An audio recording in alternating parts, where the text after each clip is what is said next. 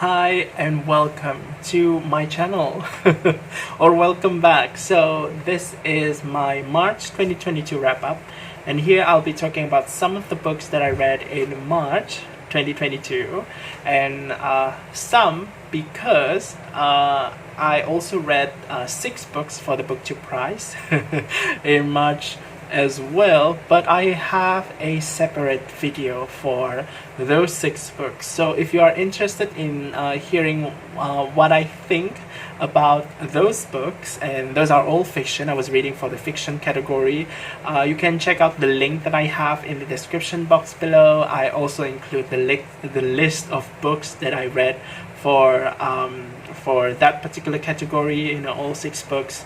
Although I must say that that video is going to be fairly salty, kind of ranty, high sodium content. So if you like something ranty, you might enjoy that. I don't know, hopefully. In comparison, I think that this video is going to be quite nice, sweet. I don't have much ranty things to say about the 5 books that I'm going to mention in this video. I think that they are all fairly decent books. Some of them are quite good, and let's start with the first one, and that would be The Crucible by Arthur Miller. So this book is a book of play, and I think it was published sometime in the 1950s. And I have not read a play for quite a while now, actually, and so it sort of felt like rediscovering how it felt to read a play. And I guess for me it was just sort of like a story, a fictional story, but made comprised mostly of dialogues. Anyway, The Crucible is kind of like the fictionalization of the Salem witch trials, which happened in the 17th century in Massachusetts. And in this book, we follow a series of accusations made by a bunch of young women towards some of the members of within a Puritan community in this Massachusetts Bay Colony. And basically, this whole thing started when a young girl falls sick, and no one really knows what really goes on with this young girl. She has been in and out of consciousness, and so one of the girl's relatives, she attributes it to witchcraft, and when sort of coerced in a way to say who is the one involved in the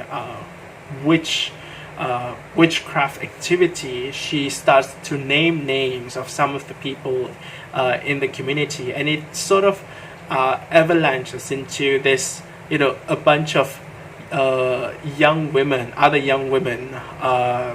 naming other people, accusing other people within this community of the crime of being a witch. And it sort of got crazy gradually. And central to this story, we have this character called John. John has a wife, and his wife is also accused of being a witch, and she is accused by this young woman who actually started this whole episodes of accusing other people, and her name is Abigail Williams.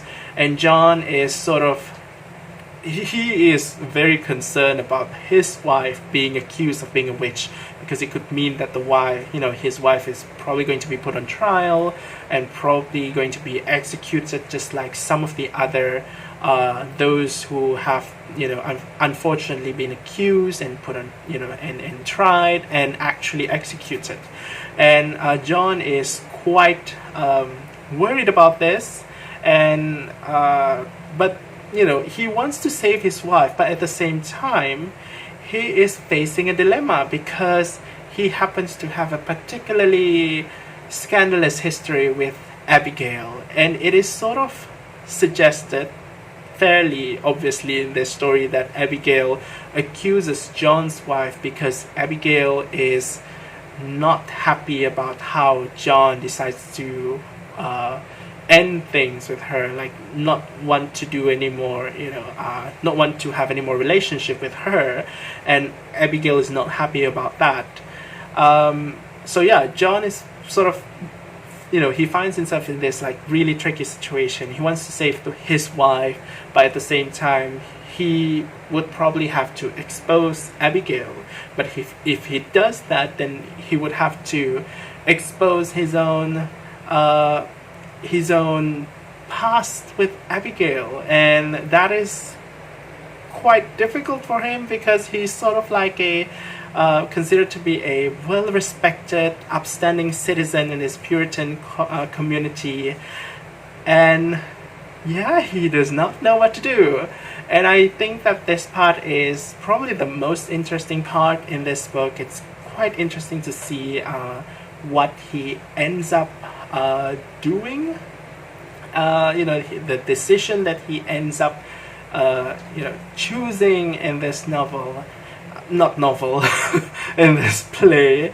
And I actually sort of like the ending. I enjoyed reading about his thought processes, what actually drives him to take certain actions that lead to a particularly, I would say personally, emotional ending.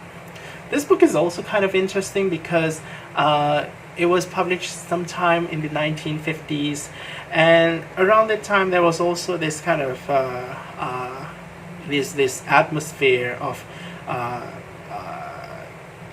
this anxiety towards communism, and this whole Red Scare going on at the time, and this book sort of reflects the atmosphere of McCarthyism at the time in the US as well. So there's definitely that kind of illusion in this book.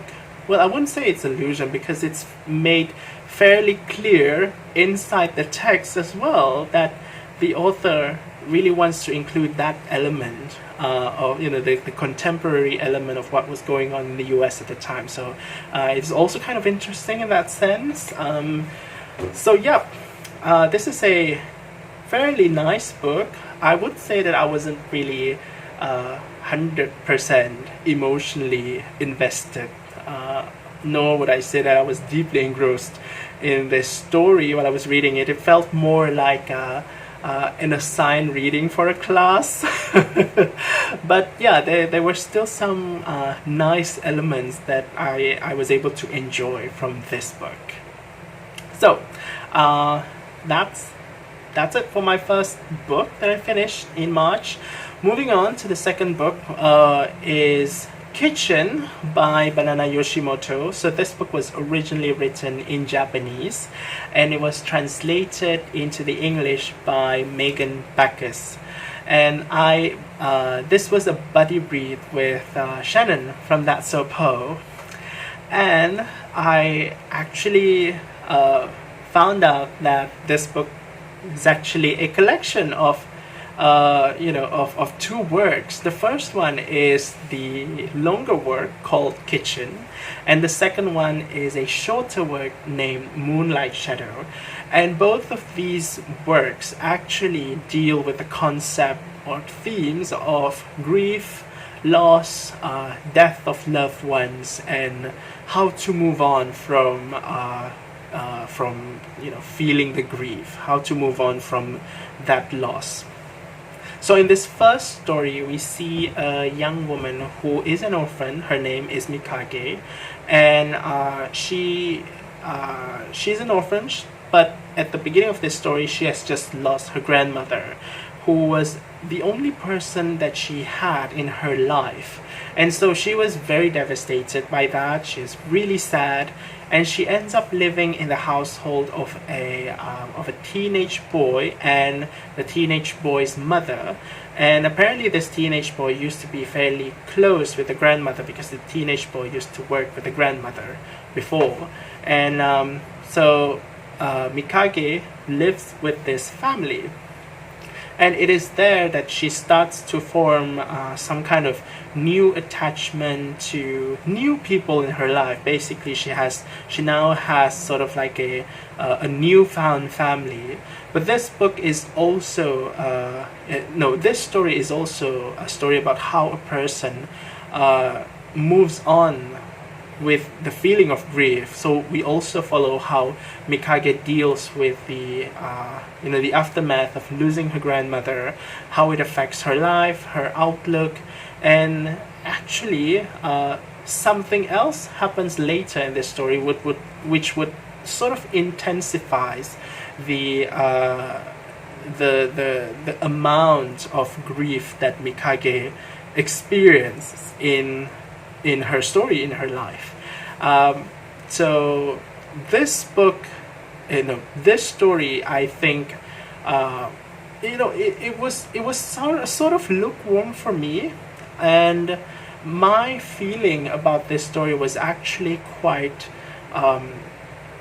It wasn't as interesting. It wasn't as engrossing as I expected it to be, because prior to reading the story, I saw some reviews, especially the reviews from my bookish friends as well, and many of them really loved the story, and I naturally formed a fairly high expectation on this story, but then I was kind of let down by how low-key it all felt, how subdued the whole tone is.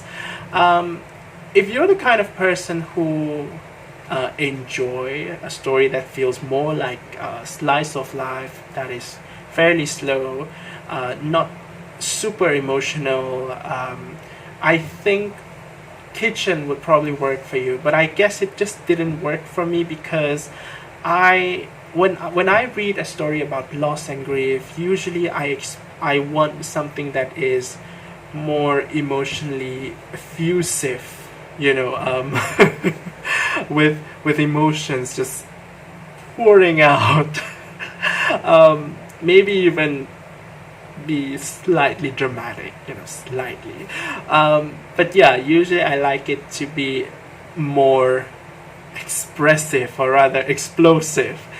So yeah, I guess it's just not exactly up to my taste.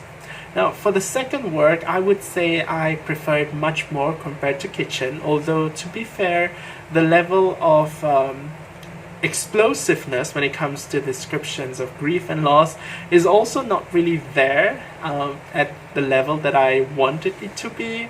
But this second story actually incorporates some elements of magic, or something close to magical realism. So what happens in this story is that we see a young woman named Satsuki who lost her boyfriend in a car accident, and she begins to become quite close to her boyfriend's brother, who also lost his girlfriend in the same car accident. So both of them are kind of getting closer to each other platonically, because of their shared experience of losing the people that they love. And one day Satsuki meets a mysterious young woman at a bridge who tells her that she is going to see certain things that is probably going to help her move on with her grief. And that thing is sort of mysterious. She has to be there at a particular time, particular place, very precisely. So yeah, this young woman tells Satsuki that, if she's able to see this thing, if she's lucky enough, then possibly it could help her to move on from all this sadness that she's feeling inside. I think that this story has that extra layer of magic in it that actually lends a little bit more of a a little bit more of the oomph to it, because as far as the description of grief and loss itself, by itself, it just didn't feel like it was enough. Again, I would say that this is just likely due to my own taste. I don't think that this book is badly written, by any means. Just a matter of taste. So if you, again, if you like something that is a bit slow, a bit, just isn't that melodramatic when it comes to death or loss, I think Kitchen will probably work for you. Then let's move on to the third book, and this third book is probably the best book that I read in March, and that is Strange Beasts of China by Yenke. And this one was originally written in Chinese, and it was translated into the English by Jeremy Tiang. So this book, let me just say, I gave it 5 out of 5 stars because I really loved it. I mean, obviously, 5 out of 5. So in Strange Beasts of China, we follow a female novelist, and she lives in this fictional Chinese town or a city called Yong'an. And apparently in Yong'an there live different kinds of so-called strange beasts. Now these strange beasts, they can certainly, physically speaking, they can pass as humans, except that they do have certain features, physical features that are usually hidden, that set them apart from regular human beings, like maybe bone spurs in their limbs, maybe they have certain colorations in their skin, just basically certain features that are not exactly, human-like. And also these strange beasts, they sort of have a slightly different existence compared to humans. Some of them have different reproductive styles, some of them sustain themselves by unconventional means, like living off humans' emotions, for example. Some of them have rather, I would say, unconventional or even grotesque relationships with humans. Like some of them are literally parasitic, some of them eat humans and stuff like that. At the same time, all of these strange beasts, they coexist together with humans, and the level of acceptance by the human society towards these strange beasts sort of differ depending on which strange beasts are we talking about. Certain strange beasts are fairly well accepted by the humans, although sometimes the acceptance just sort of look more like fetishization. Sometimes the beasts are literally being discriminated against or oppressed by humans, persecuted against even. So there is a varying degrees of the dynamics between different kinds of strange beasts in the city, and how they coexist, how they relate to the lives of the human beings, the regular human society. So this novelist has, she is sort of like on a personal mission to gather stories about these strange beasts, because she is also writing for a newspaper. She's writing a series of stories for a newspaper. And one of the common thread between the chapters of these books, which, each of the individual chapters are focused on one particular type of strange beast. So they're kind of like a series of short stories, but what sort of connects them all together is that the novelist, she's obviously present in all of these stories, and there is also this relationship that we are seeing between the novelist and her former professor. of zoologists, because this novelist used to train to be a zoologist before she drops out. So there's this element of relationship over there, which is not exactly something that is front and center, but it's still kind of like present in this whole book as a running gag. This entire book feels like it feels very strange, in the sense that it is a book in which you better not try to find any meaning in it, because it feels like a book that does not take itself seriously. And I feel that in order to enjoy this book, you cannot take itself, you cannot take the stories in this book really seriously, because that is going to make you suffer. I actually tried going into this book with the notion that these strange beasts would sort of be like representation of a fantastical representation of oppressed group of people in society, the discrimination that happens in real life society. But when I started doing that, I began to attempt to form parallels and connections between what goes on in this book to what is happening in real life. And at some point, the attempt starts to become a little bit more tenuous, and it wasn't sustainable. Trying to find symbolism in this crazy book is just it ends up causing me to not feel enjoyment in reading this book. And so I started to read it from a different perspective, and that is to see this book as a particularly ridiculous and silly story containing a series of really bizarre events and characters. And that actually worked, and in fact it worked beautifully.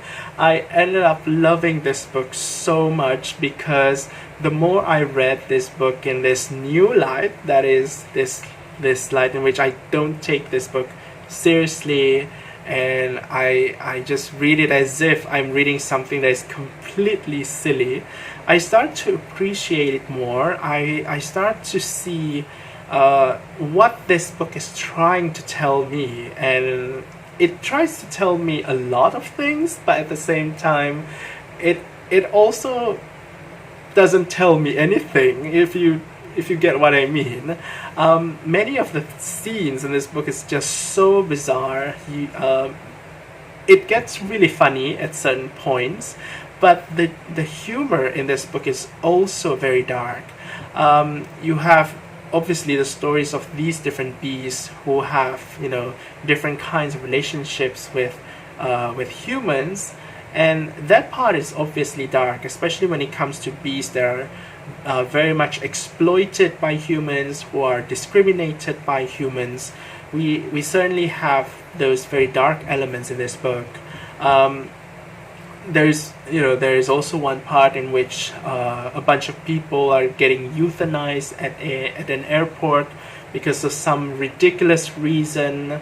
Also happened in this book, which that part is actually my favorite part, because that is just so dark. It is like a really dark humor, but at the same time there's so much ridiculousness in that scene. There's so much silliness in it as well, that it sort of feels kind of contradictory, and I ended up having to just feel like I'm just laughing at it. Everything just feels so absurd in this book, and if you want to experience how absurd it is, I would really recommend you to just read this book. This book sort of reminds me of Kurt Vonnegut, but they're not exactly the same, but there is this bit of a vibe that I got when I read works by Kurt Vonnegut also in this book. Things that don't make sense but also make sense at the same time. So Strange Beasts of China is a fairly difficult book to describe, but I really enjoyed it. 5 stars from me. Probably one of the best books that I read this year. Highly recommended. So let's move on to the 4th book that I finished, and that would be Fall on Your Knees by Anne-Marie MacDonald. Now, this book I actually took a long time to read, even though I think that based on its length, it shouldn't take me that long. In fact, this book also has short chapters which actually make it feel quite fast-paced. And I also felt myself as if I was racing through this book whenever I read a few chapters in succession. But at the same time, I realized that I couldn't really do that frequently. Like, I couldn't really read many chapters in one sitting frequently because of how dark this book can be, how lousy the events that happens to the characters in this book can be. So, what is this book about? We have this. This is actually a family fiction that takes place mainly in this town called New Waterford in Cape Breton Island off the coast of Nova Scotia, and this story starts in the early 20th century, where we see 2 young people getting married. So we have this young man named James Piper of Scottish immigrant descent, and he is in love with a girl named Materia, who is of Lebanese descent. Her family came from Lebanon, and they immigrated to Canada around sometime before that, and so they are in love with one another, although Materia's parents are not happy about the union, but still they proceed with it. They get married, and but later it turns out that their marriage isn't exactly the happiest marriage, largely because of how James isn't able to cope with Materia's mental illness. But even so, their marriage actually in their marriage, they end up having 3 children. The oldest one is a daughter named Kathleen, the second one a daughter named Frances, and the third one is the second one is a daughter named Mercedes, and the third one is a daughter named Frances. It is around this time that James finds himself sort of attracted towards Kathleen, his own daughter, and he's somewhat concerned about the feeling that he's developing, and so he begins to cope with it by trying to stay away from as far away as possible from his daughter. And it happens to be the time of World War One, at this time, and so he enlists into in the army. But after the World War ends and he returns home, he realizes that he still has feelings towards his own eldest daughter. And so he decides to send his daughter away to New York to train as a singer. But then he later finds out that something horrible, not exactly something horrible, but something happens with Kathleen in New York that prompts him to go to New York and get Kathleen back. And after Kathleen's return to her hometown, Kathleen is pregnant, and that pregnancy eventually leads to, in the most general sense, the downfall of this whole family. So this is a story about family secrets. It is a story about dysfunctional family. All of the members in this family, except between the sisters, they don't really have the healthiest relationships with one another. we have the mom, Materia, who is having some kind of mental health problems.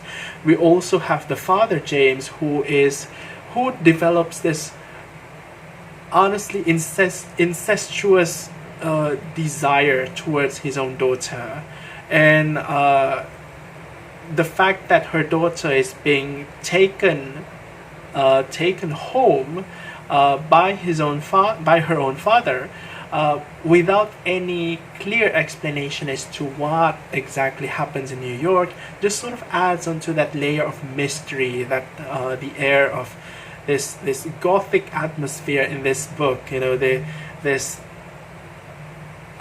kind of makes you wonder what really is going on with this story, and slowly as we progress through the plot, we find out what actually happens with Kathleen.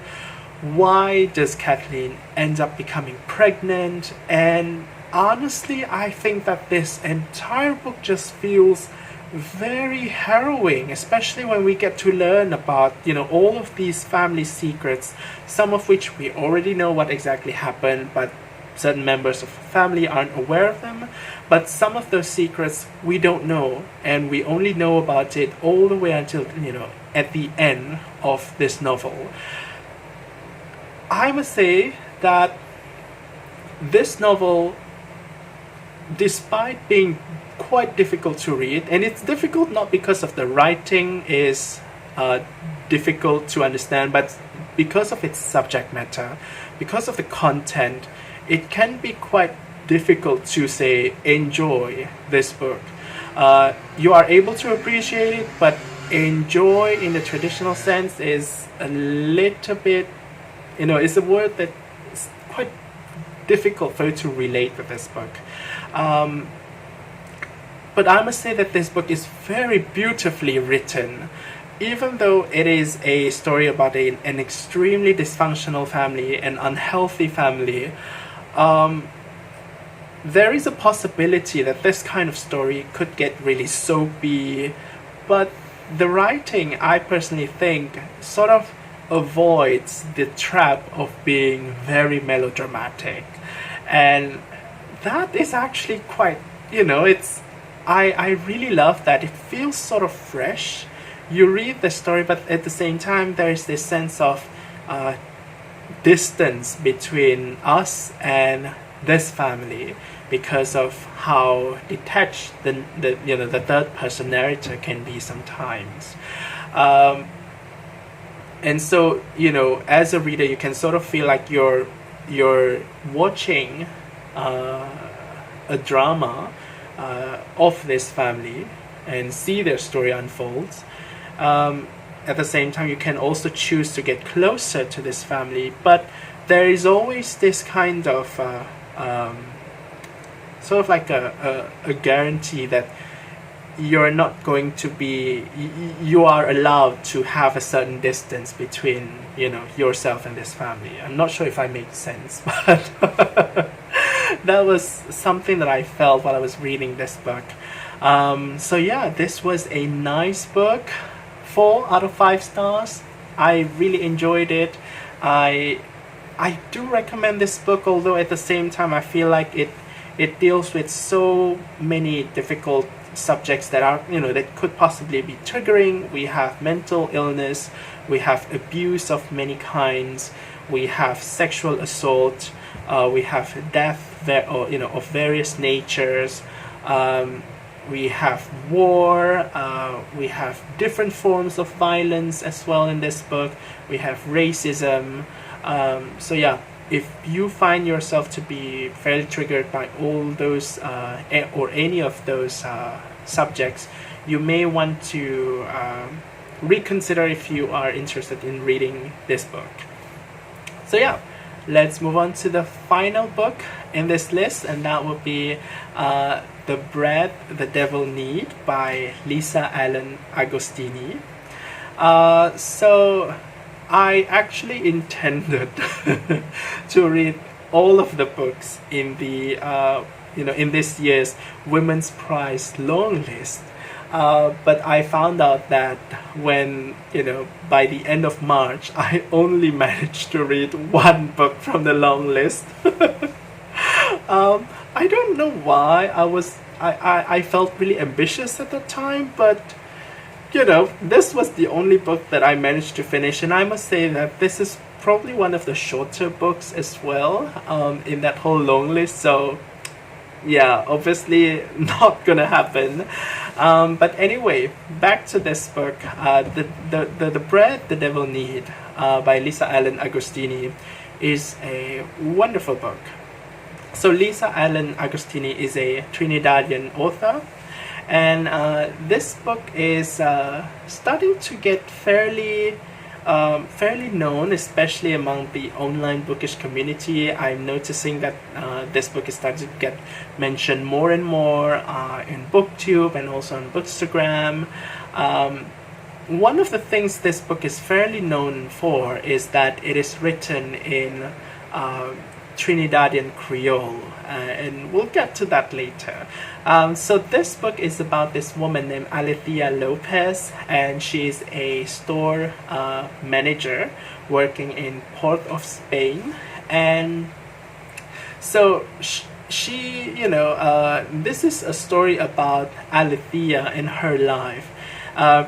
As a working woman, she just sort of projects this facade of this really confident and confident woman, someone who knows, someone who seems to have everything in her life under control, and someone who just feels fairly solid in her life. But behind those facades, she actually lives within in an abusive relationship with her partner. She's regularly beaten by her partner, and she always finds ways to sort of hide the mark of those abuse in her body. She doesn't tell anyone about it, and as we read further into this book, we find out that one day Alethea witnesses a woman getting murdered by her spouse. And after witnessing this murder, Alethea starts to think about herself, think about her own options, her own circumstances, and possibly reconsiders what she wants to do with her life and the kind of relationship that she is in currently. And then, as we read further into this book, we also read about Alethea's past, and it turns out that Alethea has always known abuse in her life. So this book is interesting in the sense that it is quite harrowing, but there is also this sense of this contradictory sense, because I feel like this book is able to convey this kinds of dual projection that victim of abuse like Alethea can show people, like how Alethea is able to show to her colleagues, her friends, that she has everything under control, her life is all good, everything is good, she's a manager and stuff like that. But beneath all that, she's actually living a very difficult life, being abused constantly, and this book is able to show that those two sides in a way that does not feel jarring and feels very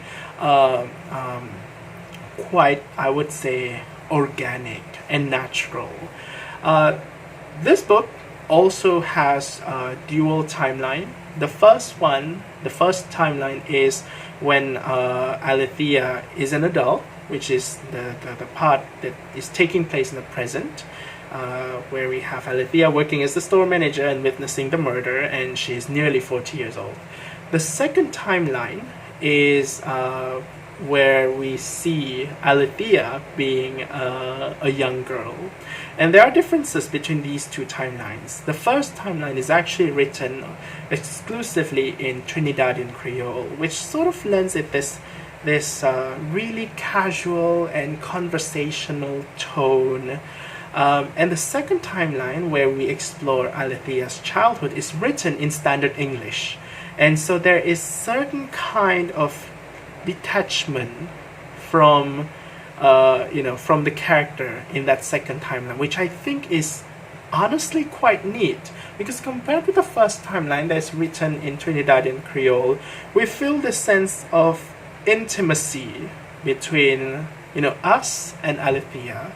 And we also feel that her relationships with her friends are also kind of, or rather her colleagues, are also kind of intimate, because that's sort of like how they talk to one another as well. They talk in Trinidadian Creole. So we are getting totally different vibes from these two different timelines, but both of them work quite well with each other. The first timeline in Trinidadian Creole is narrated by Alethea herself, so we have a first-person narrator.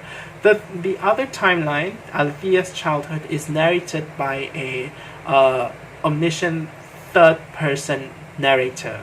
So yeah, totally different vibes from both timelines, but I think that the result is actually quite good. So yeah, just one more thing I want to add for The Bread the Devil Knead. I don't usually consider myself to be easily triggered by writings about abuse, although I know there are many people out there who will find this subject matter triggering. So obviously this book has depictions of abuse of various kinds. I'm talking about domestic abuse towards adults, abuse towards children. We have sexual abuse as well. So I just want to say that even though I don't consider myself easily triggered, there are certain parts of the writing in this book in which I actually felt something. Like, the writing isn't done in a way that is deliberately shocking. It doesn't try to to surprise you with its graphic portrayal of abuse. It just writes in this like very natural and controlled way, and in a very controlled pacing as well. And I felt something. There is a particular part that felt really harrowing, and I must say that if I felt like that, then I can safely say that this book can be easily triggering to some readers out there as well. So yeah, just want to add that. May want to rethink about reading this book if you are interested in this book as well. So those are all of the books that I have read in March. As usual, the video is quite long, but I do have timestamps. So I'm gonna stop this video now, and I'll see you again in a different one. So until then, take care, thanks for watching, and bye.